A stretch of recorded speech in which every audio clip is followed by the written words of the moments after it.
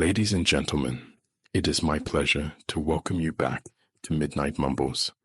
So sit back, relax, and enjoy the tale. But before that, please consider giving us a like and subscribing to our channel. The house is not beautiful. It is far from being a paragon of architectural mastery. There's nothing special hidden in its curves and latticework. It is, if anything, derivative and boring, a faux Victorian pustule sitting on the top of Coffey's Hill. And it is ours. My mother is obsessed with our family history. She's always delighted in genealogy, and her skills far surpass anyone else's that I've ever known. I'm not sure how far back she's traced our family history, but based on the stacks of files she keeps in her office, I would guess she's made it back at least a few centuries. And that's being conservative. For all I know, she's followed our lineage back to the invention of paper. I wouldn't be at all surprised. As a child, I often sat at my mother's feet as she worked in her home office, playing secretary for her. She'd give me memos to run and give to my dad, or my brother, or my sister, or even the dog, if we were the only two home. Sometimes she would tell me about her work if I pestered her enough. She most enjoyed telling me about our family history. Did you know your great-great-uncle Alexander had a twin? She would say. What happened to him? I'd ask, knowing through her tone of voice that the had was integral to the statement. Oh, he disappeared when he was 15. They think he probably ran away. He didn't get along very well with the family. As I looked at her in fascination, she'd ask me, "What do you think happened to him?" I'd think, and think, and think. I wouldn't move from my spot at her feet for hours as I considered all the possibilities. I tried to feel his past resonating in my blood, as though it were enough to connect our minds and our storylines. Finally, hazard a guess. I bet he moved to China and became a billionaire. And one day we'll get a letter from his grandkids telling us that we've inherited all his money. My mom would chuckle and tell me that, well, if I thought so, then it must be true. She'd give me a piece of paper and a pen, and I'd spend my afternoon writing our allegedly filthy rich relatives a letter pleading for a new pony and maybe that new Barbie doll I saw on TV. You know, the one with all the adjustable joints. Such afternoons were repeated so often throughout my childhood that I eventually accumulated quite an array of knowledge surrounding our family history. There was great Aunt May, who eloped with a boyfriend in 1948 and was found dead 3 years later in a drug house in Chicago. There was a distant cousin of my grandfather named Andrew, who was disowned for being gay. And let's not forget Michael, my great-great-great-great-grandfather, who was rumored to have died of fright one night in that house of Coffey's Hill. Not that they ever found the body, of course. You may find it strange that she shared these stories with me. After all, a number of them were overtly gruesome, the kind of things adults fashion into urban legends to persuade kids to behave. But my mother and I both shared the same sense of morbid fascination with the past, so she felt no compunction sharing the stories with me, and I felt no dread or disgust. She was telling me the stories that wove together to result in my own life, my own story. Tell me, could you help being fascinated by that? We do not live in the house. It is ours. It belongs to all of us. Everyone who's sprung from our family tree. Our last name carries with it generation upon generation of tragedy. All of it collects in the house. When I was a child, I used to think it must slither in through the rain gutters. Now I know better, of course. Until recently, the woman living in that house was my great Aunt Gladys. She grew up in the house, and I thought she'd probably die in the house. She'd always been quite the recluse. My mother was reticent to tell me about Aunt Gladys. Even as a child, I knew about the house, the way it sat on the hill, the way it looked down on us like we were squirmy little insects beneath it, the way it belonged to us and yet made us feel that we really belonged to it. So I'd ask, and she'd shake her head and say, when you're older, but older never came. Eventually, I did my own research. I asked my father for what little he knew of my mother's family. I looked a little online. I searched through courthouse records like my mom used to do when she hit a dead end. I managed to glean enough information to understand why we stayed away from her. Aunt Gladys had grown up in the house, just like my grandmother, the difference being that Grandma left the house when she turned 18 to marry my grandfather, and she never went back. She never spoke to Gladys again, nor did the other brothers and sisters. I wasn't exactly sure why, and none of us were willing to risk Grandma's rage to ask her and find out. Grandma had a horrible temper. Now, I couldn't say for sure why Gladys never left the house, but I found a clue that I thought had something to do with it. There was a little girl, another one of my great aunts named Ethel, who disappeared when she was 12, in that very same house. What did I think? I'm sure you know. I thought that Aunt Gladys had something to do with it. Mostly, I felt bad for her when I was younger. Nobody ever went to see her, so she must have been all on her own after her mother and father had died, with nobody to love her and nobody to care about her. Well, it just seemed so pitiful, is all. That was all I knew about Aunt Gladys until I met her for myself. Oh yes, I was curious. Wouldn't you be? The proverbial black sheep of the family lives less than a quarter of a mile away from you, and you've never met them. Tell me that wouldn't intrigue you, even if just a little. I found myself standing in the foyer of the house the summer I turned 23.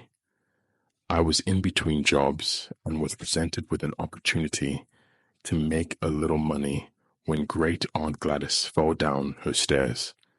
She'd broken her back, and it was clear that there was no way she could stay on her own after that. Now, when my mother found out that Aunt Gladys was in the hospital, her irritating sense of right and wrong spoke up and offered its own valiant advice that we go pay her a visit, even though we'd never even seen her before. We're family, and this is what family does, she told me when she drove me to see her. My father was at work, and my older brother and sister had long since moved away, so it was only my mother and I who were making that fateful trip. I didn't protest much, as it were. Like I said, I was dreadfully curious. My curiosity was only further intrigued at the sight of Aunt Gladys lying in that hospital bed. She was so small and frail, with wrinkled skin draped loose over twig-sized bones. She couldn't have been more than 5 feet tall. She had thick, long white hair that flowed down past her waist. Unlike most old women's hair, hers looked soft and strong. Even in her old age, she was beautiful. Her eyes looked like large gemstones resting in her skull. Her nose was small and delicate. Her mouth was full and tender. She captured my interest the moment I saw her, particularly because for all her beauty, there was something pitiful in her appearance. Somehow, she looked like a lost child to me, seeking refuge in a place she'd never find it. I wondered what that meant. When she spoke, it was with a remarkable clarity that didn't match that pathetic gaze she turned towards me. She smiled at my mother's introduction, responded in kind, and gave us both a winning smile. She laughed easily in our presence. She invited us to see her any time she wanted, but that tension was still thrumming just beneath her surface. I don't think my mother could sense it, but I could, and Aunt Gladys knew. "Ah, Sammy, wasn't it?" Aunt Gladys directed her attention more fully to me during a lull in the conversation. "I've often seen your name in the paper, but this is my first time seeing you. You're much prettier than your picture could ever show." I blushed a little at that. My mom was always getting me into the paper for something or another. Aunt Gladys surprised me by making a somewhat abrupt offer. "I was wondering if you'd like a job."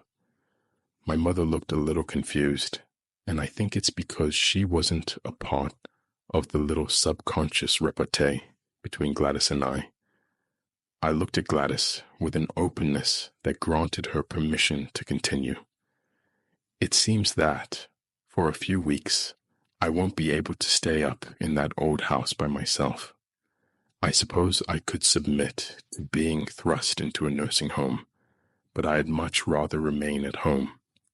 As you and your mother may know, I have a sizable amount of money. I could pay you well to come stay with me. I'd need you to do the cooking and cleaning, maybe run a few errands for me, and make sure I don't fall again, of course. Mostly, it would be nice to have someone close by, just in case. Of course, you don't have to accept if you don't want to. Just a thought I had." That last sentence was included as a mere formality, more for form's sake than authenticity's. The look in her eyes told me that she wasn't making a request, but issuing a challenge. Whether a friendly challenge or not, well, that remained to be seen. I could feel my lips curving infinitesimally as I accepted her challenge, adding for the sake of my mother, "That sounds like a wonderful opportunity. I'd like that very much." My mother, of course, was a bit surprised by my declaration, but she didn't seem to mind. I think that she always secretly wanted to mend the rift that had been created in the family all those years ago and welcome Gladys into our home. Her interests worked well for me. Curiosity, curiosity, curiosity. And so it was that I found myself in the house's foyer, staring up at the cheap lamp fixtures with their flaking black paint, wondering what stories their flickering would tell me. Taking care of Gladys was surprisingly easy. She had a nurse that came once a day to check on her. She was mostly confined to her bed, so all I had to do was bring her meals 3 times a day and help out with the cleaning. Contrary to the lip service she'd paid my mom, she didn't seem to want my company. Hardly a word passed between us, other than when I first arrived. "You may enter any room in this house. Explore as much of it as you please," she had told me, with none of the false joviality that she had affected in the hospital. "I know that's why you've come here. At least, part of the reason. But I find myself compelled to inform you that this place isn't safe."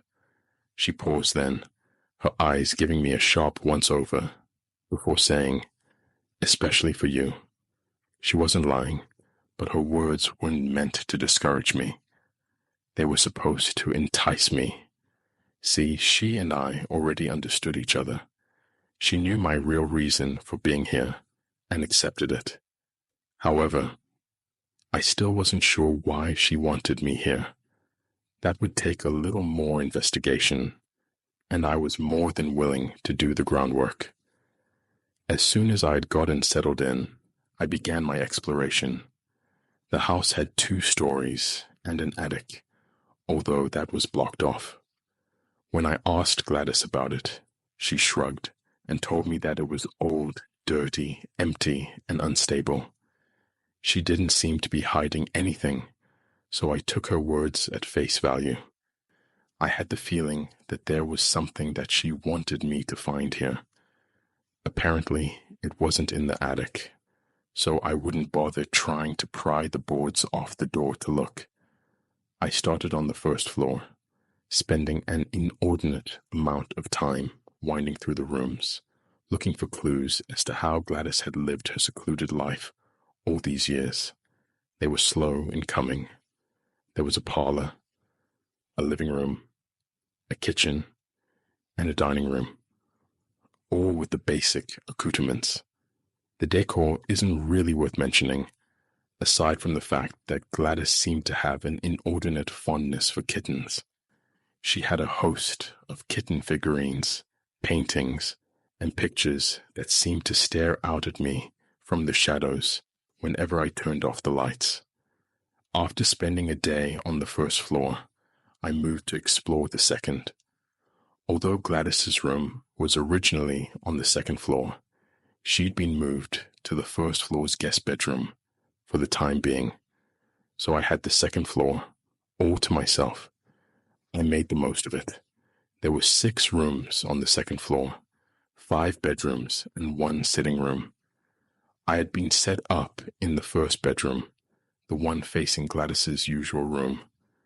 2 of the other rooms were obviously guest bedrooms, or at least they were now. I spent an inordinate amount of time trying to guess which one might have belonged to my grandmother. It's the 5th room that was different. I could feel it as soon as I opened the door. It was an awkward, uncomfortable feeling, like something was amiss. As I looked around, it became obvious that the room belonged to a child. The bed was a small cot that wouldn't fit anyone above the age of 15. The bedding was once pink, although the color had faded into almost white with age and repeated washings. There was a little teddy bear sitting on the bed, affixed with a bright red ribbon. It looked as though the ribbon had been added recently, the color and fabric still fresh and clean. Various toys were scattered around the room. I looked in the closet and discovered a few dresses, small and covered with frills.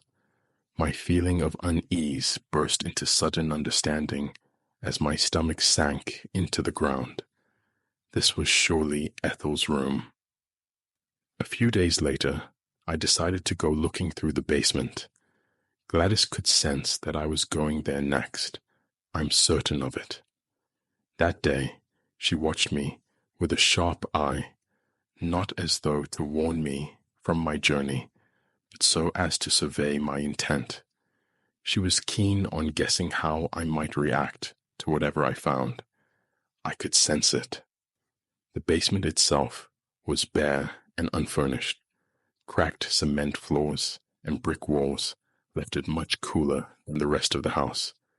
One naked bulb hung from the ceiling and illuminated very little of the dark expanse. There were a few boxes piled around the basement, and I quickly divined that Gladys had been using this as a storage room rather than the attic. Probably easier to shuttle things to and from the basement. None of the boxes interested me, except for the one that was conspicuously left in the center of the room. While the others were cardboard and sagged with age and mold and moisture, this one was a wooden crate, and it had been tended to with precise care. It drew me, the way that it sat there with its top already removed, as though it had been waiting for the day I would stumble across it. I know now that it was intentional, just like Gladys's fall. I sat down by the crate and peered inside, using my phone as a flashlight.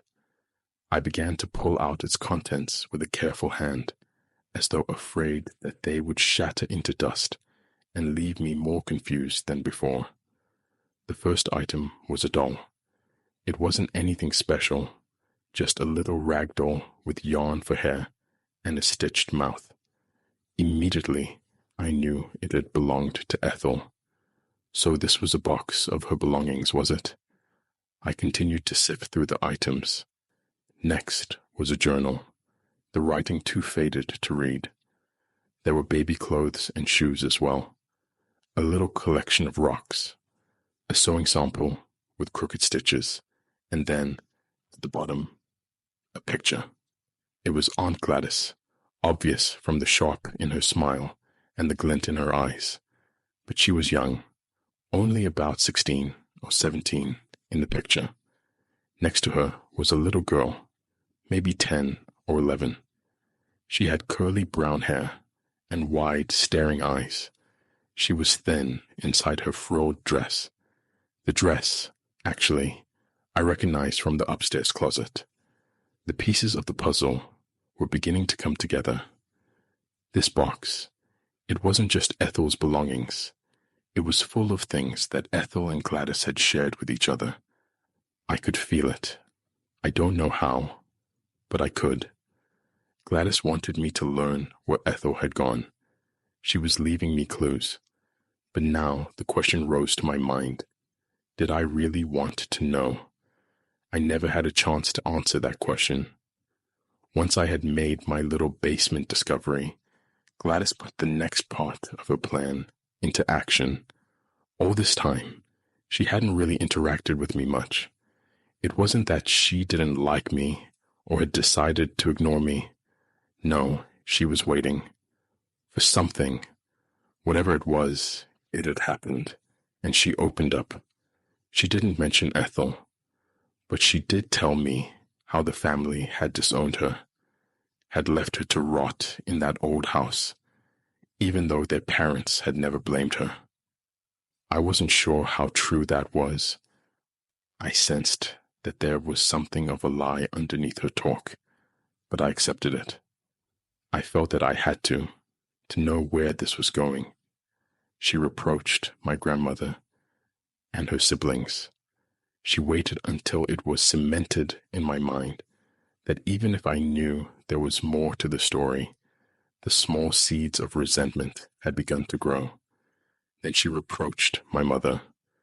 It was subtle, at first. Oh, she wasn't blaming my mother. Not at all, who would? But her anger and bitterness came frothing to the surface as she continued, mentioning all the years that my mother had lived just down the road, and never once had she come to see her. That my mother must hold a grudge, and as such had never given Gladys a chance to explain. How my mother was brought in by lies, and even kept us children from her. I knew what she was doing, even then. She wanted to drive a wedge between my mother and I. I could sense her intentions, as though they were my own creation, but my own resentment grew all the same. It was exactly what she wanted. A few days later, my mom and I had a fight. It happened over the phone, although it shouldn't have happened at all, to be honest. My mother had called to see how I was feeling, since I hadn't been home since I went to live with Gladys. I could hear the annoyance in her voice. It fanned the flames of my anger, the grudge that Gladys had passed down to me, and I made some sort of passive-aggressive comment about being the only one in the family who cared about Aunt Gladys. My mother took offense, rightly so, and within a few minutes we were ensnared in a full-blown screaming match. Eventually, I hung up on her, throwing the phone onto my bed and leaving it there, ringing as she tried to call me back. To be honest, I was more angry than she was. If anything, she sounded bewildered by my sudden rage. As for me, I felt out of control, as though I wanted to tear apart my room and scream for hours until all my anger finally dissipated. Instead, I felt something. All of my anger seemed to zero in on the center of my chest. I felt myself being pulled forward, as though my rage had become a string tied around my chest, yanking me down the hall and towards Ethel's room. My anger had given me some kind of purpose, and its purpose was in that room down the hall, the one I'd been avoiding since I realized who it belonged to. I suppose I could have stopped myself if I'd really wanted to, but I didn't. It was soothing, almost. It was as though I'd found my destiny, and it was calling to me, and I was going towards it. I entered her room. The difference was immediately obvious. Ethel's room only had 2 doors, the door leading into it and the door to the closet, except that now there were 3. The third door looked identical to the other 2, and if I hadn't been in her room before, I wouldn't have noticed anything strange about it. But here I was, gaping at it and wondering why it wanted me, because that's what that feeling was. The door was inviting me inside. The pull was so strong that I should have walked right into the door without pausing to think about what might happen. Instead, a small part of me, one that was unaffected by whatever strange spell had cast its enchantment, paused, and it whispered to me. I nodded and walked towards Ethel's bed, snagging the frayed teddy bear with the new red ribbon. Satisfied, I opened the door and walked inside.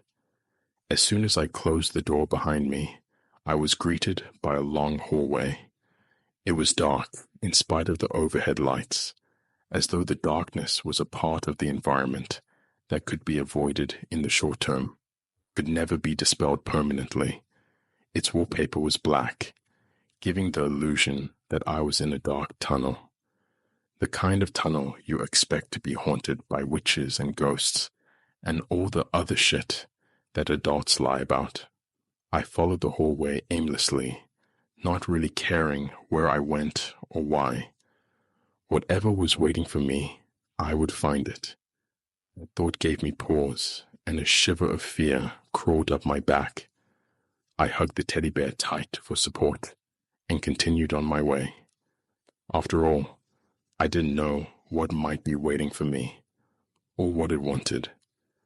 There were various offshoots, hallways upon hallways upon hallways, and I gradually came to realize that I was in some sort of labyrinth.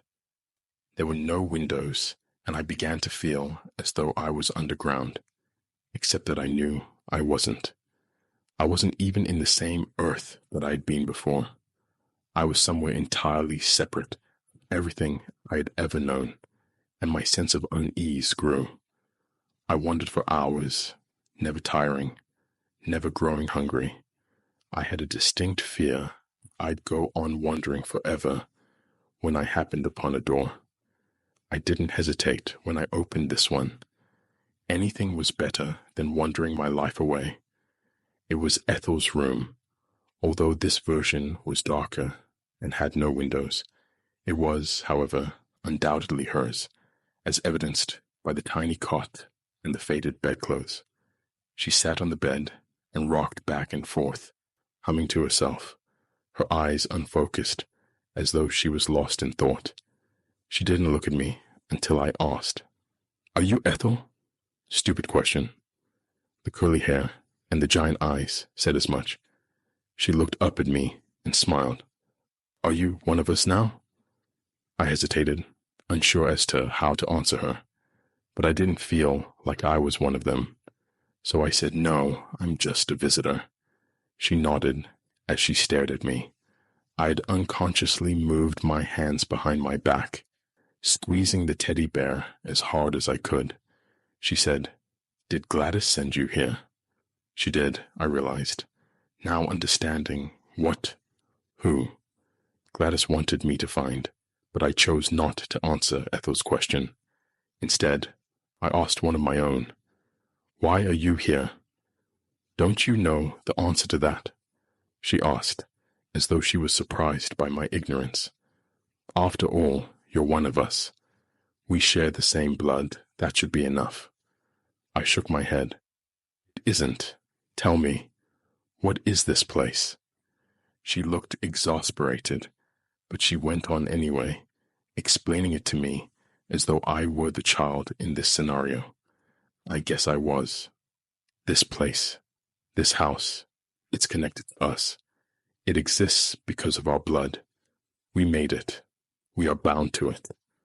She certainly wasn't talking like a 12-year-old.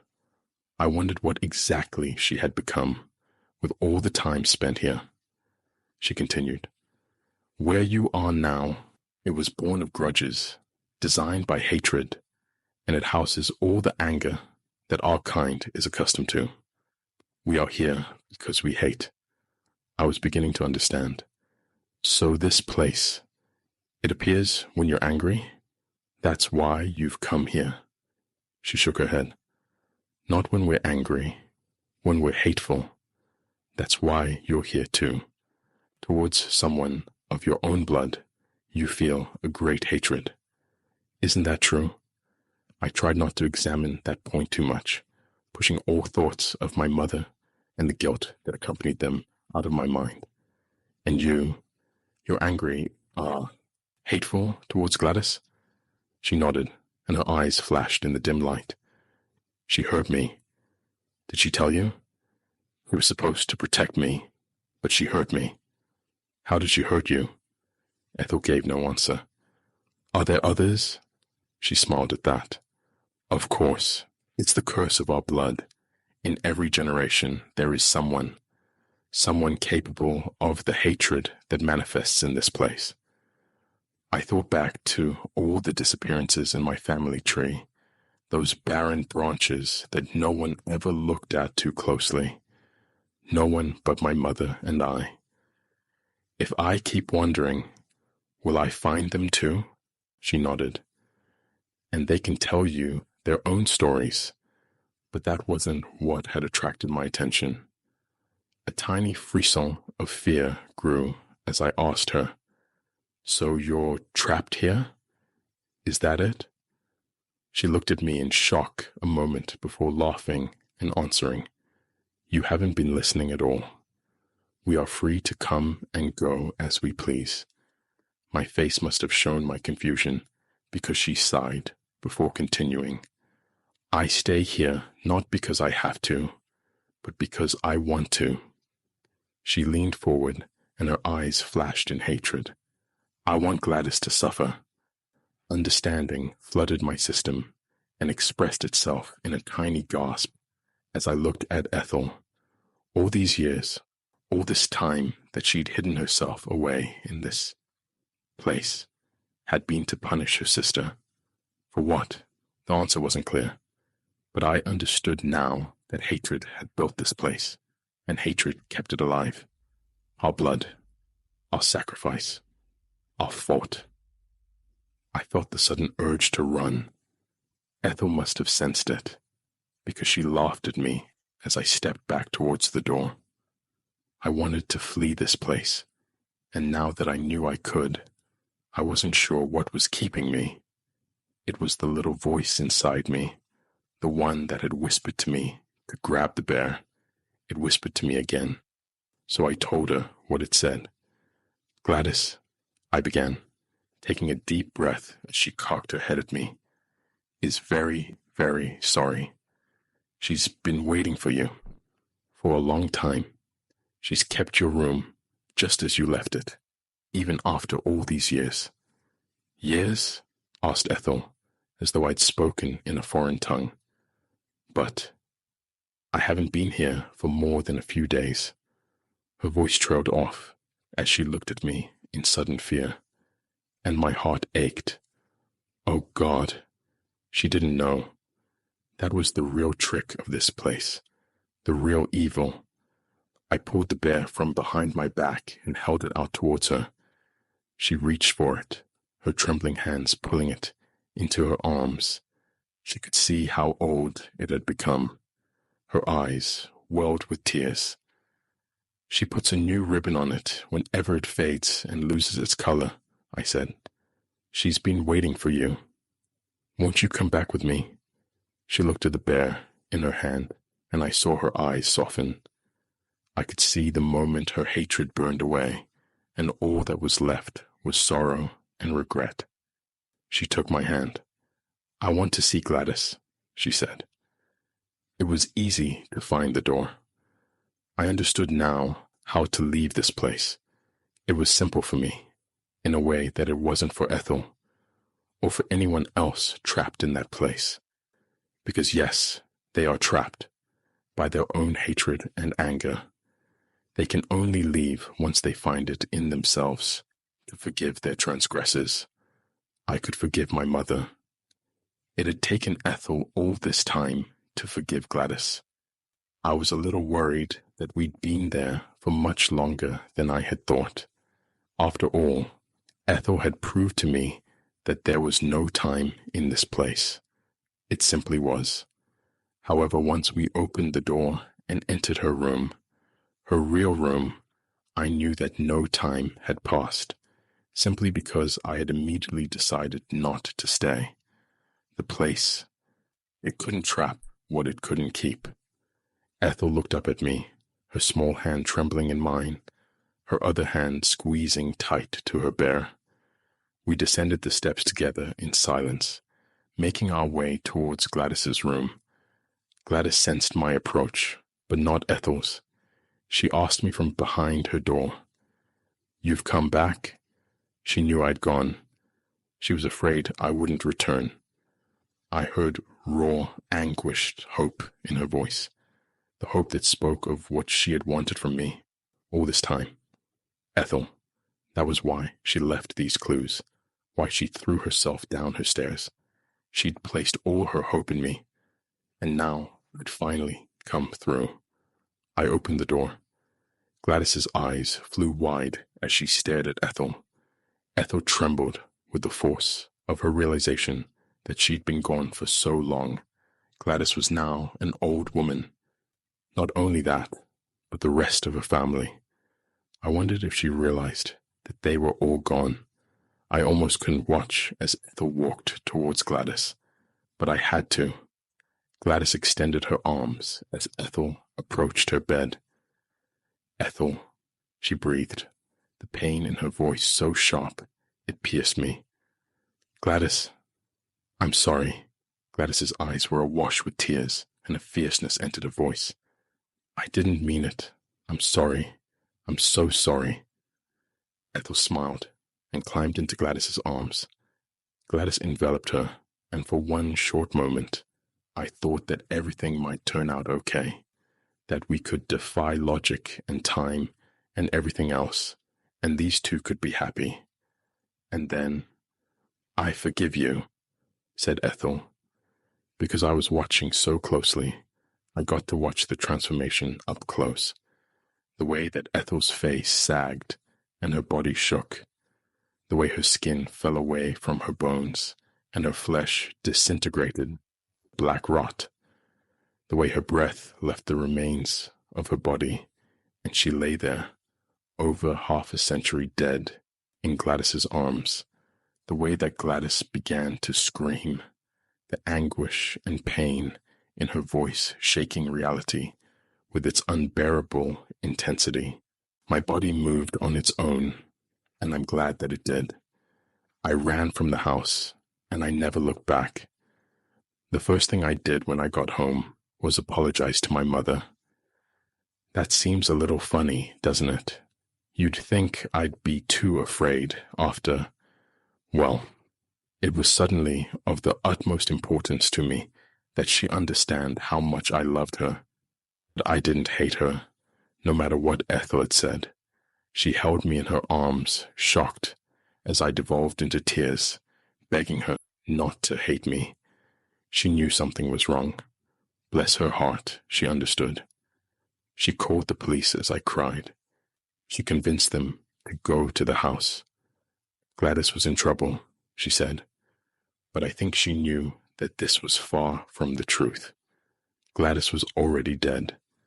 When the police got there, they confirmed what I knew in my heart to be true.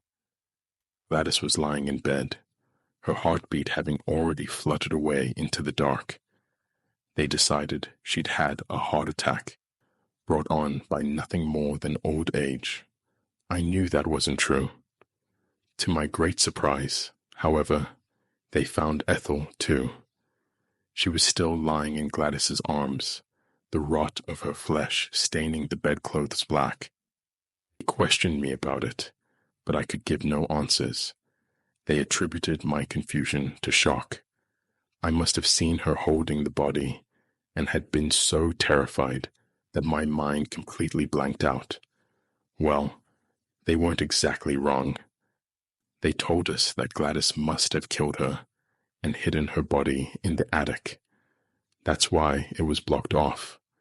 After all, most of my family bought this story, and I never uttered a word in Gladys's defense, even though nobody could explain how she'd climbed up to the attic to retrieve the body before conveniently dying in the ground floor's guest bedroom.